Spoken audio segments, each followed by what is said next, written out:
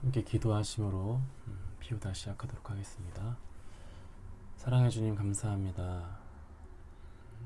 오늘도 이 아침에 주님께 나아가는 주님의 영혼들, 주의 백성들을 기억하여 주시옵소서.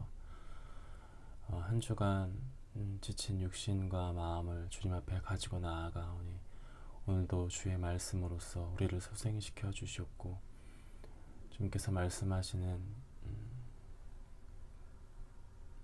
그 말씀에 우리가 귀를 기울여 순종하며 나아갈 수 있는 귀한 믿음이 있기를 원합니다.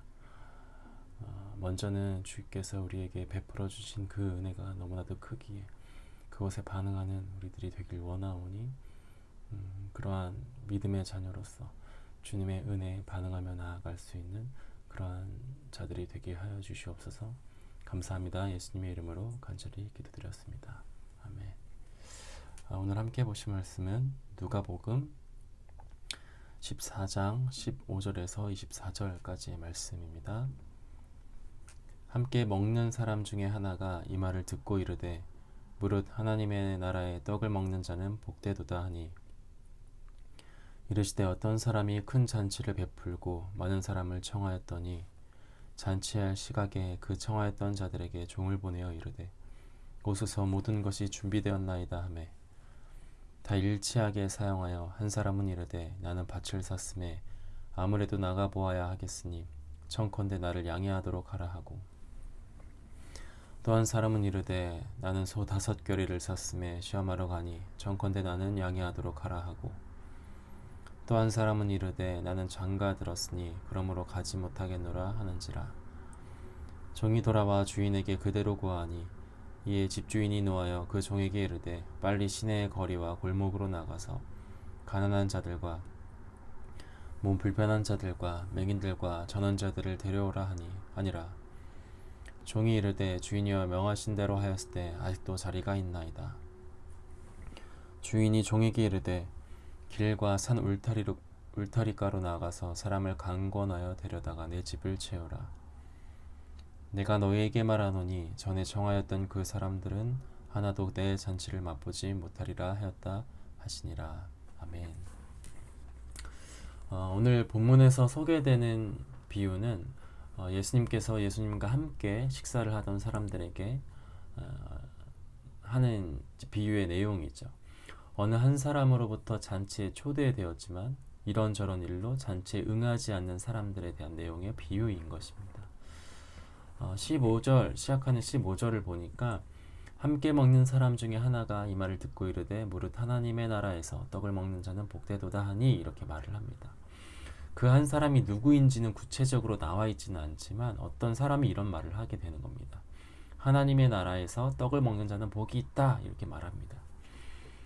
무슨 말이냐면은 나는 하나님 나라에 들어갈 만한 마땅한 자격이 있다 라는 말과 같은 내용인 것이죠. 15절에 고백을 하는 사람은 어떤 영적인 교만함을 가지고 고백하는 것으로 시작을 합니다.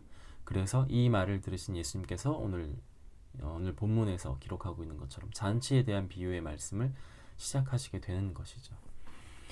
구약의 시대 때부터 하나님의 은혜를 받은 사람들이 누구냐, 하나님의 은혜를 받은 백성들이 누구냐라고 딱 했을 때 보통 이스라엘 백성들을 생각하죠. 지금도 이스라엘 백성들을 생각하기도 하고, 예수님 시대 때 당연히 그들 유대인들도 이스라엘 백성들이라고 스스로 생각을 했을 것입니다. 스스로도 자신들이 하나님께 선택받은 백성이라고 하면서 생각하며 살았다는 것이죠. 왜냐하면 아브라함 때부터 예수님 당시까지 성경은 이스라엘 백성들이 하나님 나라에 참석할 특권을 받았다고 말하기 때문이죠. 하나님께서 아브라함을 택하심으로 너로 큰 민족을 이루리라, 땅의 모든 족속이 너로 말미암아 복을 얻을 것이다 라고 말하는 것을 시작으로 이스라엘 백성들이 애굽의 노예 가운데 있었을 때 하나님은 그들을 택하셨고 홍해를 가르고 구출하여 약속의 땅으로 인도하시게 되시죠. 그리고 또 이렇게 말씀하시죠. 그들에게 너희가 나를 택한 것이 아니라 내가 너희를 택한 것이다. 나는 너희 하나님이 되고 너희는 내 백성이 되리라 이렇게 말씀하신단 말이에요. 이러한 사실 때문에 당시 유대인들은 우리가 택함 받은 백성이다, 이런 자부심이 흘러넘쳤다는 것을 우리는 생각할 수 있게 되는 것 같습니다. 더 나아가선 이것이 과한 자부심으로서 자리를 잡기도 했죠. 그래서 하나님의 백성으로서 하나님의 나라를 유대인들의 전유물로 여겼다는 것입니다. 우리는 하나님의 택함을 받았으니 하나님의 나라는 우리의 것이다. 이런 식으로 자부했다는 것이죠. 그러나 오늘 본문은 단순히 택함 받았던 이스라엘 백성들만이 하나님의 나라를 얻게 되는 것이 아니라 하나님의 나라는 하나님께서 택한 자들이 들어간다는 것을 명확하게 설명하는 것 같습니다. 하나님 나라는 하나님의 부르심의 은혜, 택하심의 은혜로 들어갈 수 있다고 말하는 것이죠. 오늘 본문에서 말하는 잔치 비유나 마태복음 21장의 내용에서 말하는 혼인잔치의 이 두 가지 이야기를 살펴보게 되면 이 두 이야기가 공통적으로 말하는 것 한 가지가 있는데요. 그것은 바로 잔치에는 초청받은 자들만 들어간다는 것입니다. 그 초청이 무엇일까요, 여러분? 바로 하나님의 택하신 부르심의 은혜인 것입니다. 16절을 보니까 이렇게 말합니다. 이르시되 어떤 사람이 큰 잔치를 베풀고 많은 사람을 청하였더니, 주인이 청하였다라고 말하죠. 하나님은요, 우리를 초청하시는 하나님이십니다. 따라서 다른 성경의 구절을 찾아봐도 이런 구절들을 살펴볼 수 있게 되는 것이죠. 마태복음 11장 28절에서 수고하고 무거운 짐진 자들아 다 내게로 오라, 내가 너희를 쉬게 하리라. 이사야서 55장 1절에서 오라, 너희 모든 목마른 자들아 물러나오라, 돈 없는 자도 오라, 값 없이 와서 포도주와 젖을 사라. 이렇게 이야기를 합니다. 주님은 다시 말해서 우리를 초청하시는 분이라는 겁니다. 우리가 하나님을 찾는 것이 아니라 하나님께서 우리를 부르시는 것입니다. 왜일까요? 하나님의 그 마르지 않는 기쁨, 영원한 기쁨을 우리와 함께 누리시길 원하기 때문이죠. 그런데 우리는 이것을 착각하여 반대로 생각할 때가 종종 있는 것 같아요. 하나님께 초대를 받는 것, 하나님이 나에게 찾아오신 은혜가 먼저인 것인데 우리는 종종 이것과 반대로 내가 하나님을 알게 되었다, 내가 신앙생활을 열심히 했고 하나님을 믿게 되었고 하나님을 알고 믿는 것들이 내 의지와 내 결단으로부터 시작되었다 라고 생각할 때가 있는 것 같습니다. 더 나아가서는 내가 신학대학교를 졸업했으니까 이제 좀 내가 사역을 하겠다, 내가 선교 훈련을 받았으니까 이제 좀 선교를 나가겠다, 내가 나름의 신앙생활도 좀 했던 사람이니까 하나님의 일들을 내가 좀 시작해봐야겠다 라고 말합니다. 그런데 사역은요, 선교는요, 하나님의 일들은 누가 하는 것입니까? 우리가 하는 게 아니죠. 하나님이 우리를 불러주셨기 때문에, 사역의 현장으로, 선교의 현장으로 불러주셨기 때문에 우리는 하게 되는 것입니다. 선교학에서 중요한 것들을 많이 이야기를 하죠. 선교의 대상이 누구인지, 선교의 방법이 무엇인지, 선교지의 상황이 어떠한지, 이런 기준을 토대로 선교의 전략을 세우기도 합니다. 그런데 그 중에서도 가장 중요한 제1의 법칙으로 생각할 만큼 기반을 두는 그것이 하나 있는데, 그것은 바로 선교는 하나님이 하신다는 겁니다. 무슨 의료 선교, 교회 개척 선교, 어느 선교 단체에서 하는 선교 이런 것이 아니라 바로 그 선교가 하나님이 하는 선교인가, 이것이라는 것이죠. 우리는 그냥 그 현장에 부름 받은 것입니다. 마찬가지로 우리가 이 시간 이 자리에 하나님의 말씀을 묵상하고 하나님을 의지하고 따르는 것도 마찬가지 아니겠습니까? 이 모든 것이 하나님께서 우리를 은혜의 자리로 불러주셨다는 것을 먼저 기억해야 되는 것입니다. 우리가 살아가는 삶의 기초적인 이 정신은 이 모든 것을 하나님의 은혜로서 우리가 거하게 되었다는 것, 이것을 반드시 기억하는 겁니다. 그런데 이것을 우리는 내가 믿었더니, 내가 의지했더니, 내가 결단했더니 하나님을 믿게 되었다, 알게 되었다, 내가 그분의 자녀가 되었다, 이게 아니라는 것입니다. 오히려 반대로 생각해야 된다는 것이죠. 아버지가 아들을 낳은 것이지 아들이 아버지를 삼은 것이 아닌 것처럼 말이죠. 우리는 모두 하나님의 부르심과 택하심의 은혜로서 살게 되었고 살아가게 되었다는 것입니다. 자, 그렇게 초청이 하나님의 초대에 오늘 본문에서는 어떤 사람들이 등장하는지 한번 보도록 할까요? 17절에서 20절을 함께 보도록 하겠습니다. 잔치할 시각에 그 청하였던 자들에게 종을 보내어 이르되 오소서 모든 것이 준비되었나이다 하매 다 일치하게 사양하여 한 사람은 이르되 나는 밭을 샀음에 아무래도 나가 보아야겠으니 청컨대 나를 양해하도록 하라 하고, 또 한 사람은 이르되 나는 소 5 겨리를 샀음에 시험하러 가니 시험하러 가니 청컨대 나를 양해하도록 하라 하고 또 한 사람은 이르되 나는 장가들었으니 그러므로 가지 못하겠노라 하는지라. 고대 이스라엘 초청 문화를 이제 잠시 설명드리자면은 이때 보통 주인이 손님을 초대할 때 2번에 걸쳐서 초대를 했었다고 합니다. 처음에 종을 손님에게 보내어 이제 초대를 하게 되는데 그 잔치에 응할 것인지 참여하지 않을 것인지 1차적으로 종을 보내서 그것을 알아보게 한다고 합니다. 그리고 나서 그 손님이 그 잔치에 참여하겠다고 말하면 잔치를 준비한 주인은 모든 잔치를 준비해 놓고 다시 한번 손님에게 종을 보내어 손님을 모셔오도록 하는 문화가 있었다고 합니다. 지금으로 따지면 VIP들만 이제 모이는 그런 파티에 손님들에게 긴 리무진 뭐 이런 것들을 차를 보내잖아요. 드라이버를 보내잖아요. 그렇게 해서 데려오게 하잖아요. 때문에 이 시대의 초청 문화는 굉장히 정성스러운 행위였고 엄숙하고 신중한 문화였다는 것을 생각할 수 있게 되죠. 그런데 오늘 본문을 보니까 잔치에 가겠다라고 1차적으로 말했던 사람으로 보여지는 이 사람들이 갑자기 최종적인 초청에는 응하지 않고 여러 가지 변명과 핑계를 대면서 참여하지 않는 모습들을 보게 됩니다. 이때로 보면 사실 굉장히 무례한 행동 아니겠습니까?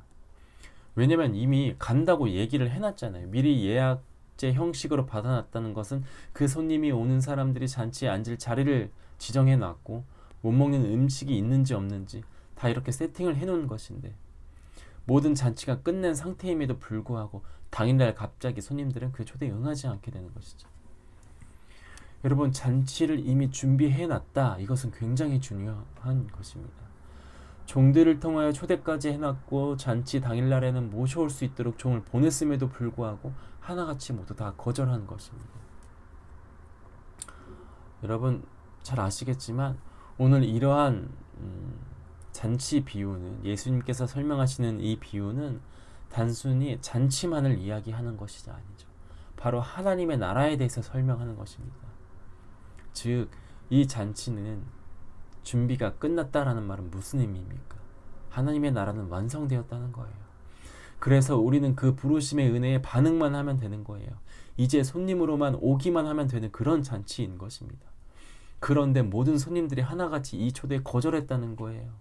여기서 사양했다고 표현하는데 이 말은 이 초대를 그냥 제껴놨다는 겁니다. 제쳐놨다는 거예요. 어쩔 수 없이 뭐 급한 일이 생겨서 못 가는 게 된 것이 아니라 그냥 안 가겠다는 겁니다. 하물며 진짜 엄청난 그 급한 일이 생긴다 한들 하나님의 나라를 제쳐두고 우리가 무엇을 바쁘다고 말할 수 있겠습니까? 각기 이유를 대며 거절하는데 그 이유들이 어떤 것인지 함께 살펴볼까요? 한 사람은 밭을 샀기 때문에 밭에 나가봐야 된다고 말하고, 또 한 사람은 소를 샀는데 소를 시험하러 가봐야 한다고 하고, 또 한 사람은 장가를 들었기 때문에 초대에 가지 못한다는 겁니다. 여러분, 밭을 샀는데 밭이 어디 도망갑니까? 밭을 누가 훔쳐서 도망가기라도 합니까? 소를 샀는데 소를 사기 전에 여러 가지 검사를 하고 소를 사지, 사고 나서 검사를 하진 않잖아요. 장가를 들었기 때문에 초대에 가지 못한다? 뭐 요즘은 제가 아직 결혼을 하지 않았기 때문에 잘 모르겠지만 장가하면 못 돌아다니는 것은 맞는 것 같지만 어쨌든 장가 들었기 때문에 그 잔치에 초대 응하지 못한다. 사실 마땅히 성립되지 않는 문제들인 것 같습니다. 이제 제가 토요일 날 바로 이제 이틀 전에 이제 결혼식을 이제 잠시 다녀왔는데요. 저랑 중학교 때부터 친하게 지냈던 이제 친구의 결혼식이었는데 이제 결혼식 몇 주 전에 이제 저에게 친구에게로부터 이제 전화가 왔었습니다. 이제 이날 토요일 날 내가 이제 결혼을 하게 되는데 요새봐 너는 꼭 왔으면 좋겠다 이런 얘기를 하더라고요.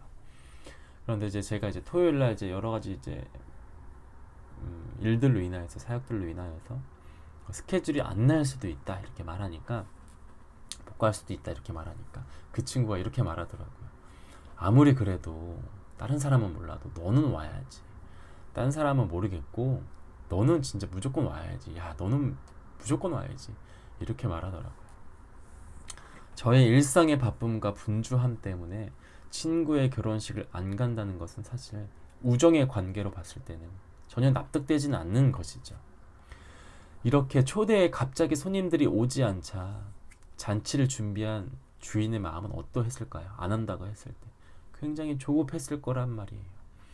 이미 준비가 끝난 잔치인데 파리만 날릴 수 없단 말이에요. 그래서 예정된 손님들이 모두 다 응하지 않자 잔치를 준비한 주인은 바로 하인들을 시켜서 빨리 시내의 거리로 내보내서 가난한 자들과 몸이 불편한 자들과 맹인들과 전원자들을 데려오라고 말하죠. 여러분, 이게 무슨 의미일까요? 하나님의 나라의 관점으로 보면 이 잔치는 취소되지 않는다는 거예요. 즉 하나님의 나라는 사라지지 않고 완성되었다는 것을 그대로 말해주고 있는 것입니다. 그 영원함의 잔치, 생명의 잔치가 취소되지 않는다는 것을 분명히 말하는 거예요. 하나님 나라에 대한 하나님의 열심과 구속 사역은 멈추지 않는다는 것입니다. 어떤 방법으로든 계속해서 이어지게 되어 있다는 것이죠. 내가 그 초대에 응하지 않아도 하나님은 그 잔치를 취소시키지 않는다는 것입니다. 우리 21절에서 24절 말씀을 함께 다시 보도록 하겠습니다. 종이 돌아와 주인에게 그대로 고하니 이에 집주인이 노하여 그 종에게 이르되 빨리 시내의 거리와 골목으로 나가서 가난한 자들과 몸 불편한 자들과 맹인들과 전원자들을 데려오라 하니라. 종이 이르되 주인이여 명하신 대로 하였으되 아직도 자리가 있나이다. 주인이 종에게 이르되 길과 산울타리가로 나가서 사람을 강권하여 데려다가 내 집을 채우라. 내가 너희에게 말하노니 전에 청하였던 그 사람들은 하나도 내 잔치를 맛보지 못하리라 하였다 하시니라. 아멘. 23절에서 강권하다라는 말은 아난카손이라고 말하는데 이게 무슨 뜻이냐면 그냥 권면하고 그들이 원치 않으면 그냥 언제든지 포기하고 돌아오는 정도를 말하는 것이 아니라 끝까지 최선을 다해서 그들을 설득해. 23절에서 강권하다라는 말은 아난카손이라고 말하는데 이게 무슨 뜻이냐면 그냥 권면하고 그들이 원치 않으면 포기하고 언제든지 돌아올 수 있도록 하는 그런 수준을 말하는 것이 아니라 끝까지 최선을 다해 그들을 설득해서 돌아오게끔 하는 그런 의미가 아난카손이라는 의미를 가지고 있습니다. 어떤 표현에서는 팔을 비틀어서라도 끌고 올 수 있게 하는 것이 이것 아난카손의 또 다른 의미라고 말하기도 하는데요. 여러분, 바로 이렇게까지 하나님이 그의 은혜에 우리가 반응하기를 원하시는 것 같습니다. 어떻게 해서든 하나님의 그 기쁨의 자리로 그 생명의 잔치로 올 수 있게끔 간절히 원하는 마음으로 우리를 부르시는 주님의 마음, 오늘 말씀에서 이와 같은 마음을 우리들에게 전달하는 것이죠. 이것이 주님께서 우리를 바라보시는 마음이라고 저는 생각합니다. 어떤 사람은 예배에 나아갈 때 그 한 번의 예배의 자리를 위하여서 가느냐 마느냐, 가족들과 부모님과 이런 신랑이 하는 순간을 거쳐서 예배의 자리로 나오기도 하고요. 또 어떤 사람은 그냥 평상시 나가던 그 습관대로 그대로 나가는 사람들도 있을 것입니다. 또 어떤 사람은 그냥 아무런 고민 없이 그냥 이렇게 예배의 자리로 나오기도 하죠. 그렇게 그냥 발걸음 가는 대로 예배에 나아가든 수없이 고민하여서 신랑이 하다가 왔든 그 모든 예배의 자리가, 그 은혜의 자리가 하나님이 강건하셔서 오기시게 된 은혜의 자리임을 우리는 반드시 기억해야 하는 것입니다. 여러분, 우리는 이러한 택하심의 은혜, 부르심의 은혜 앞에, 그 초대 앞에 어떠한 변명과 핑계가 있으면 절대 안 되는 것이죠. 오늘 이러한 주님의 부름 앞에 전혀 조금도 타협하지 아니하고 온전히 순종하여 나아가는 저와 여러분들이 되기를 이 시간 간절히 소망하고 축복합니다. 기도하겠습니다. 하나님 아버지, 감사합니다.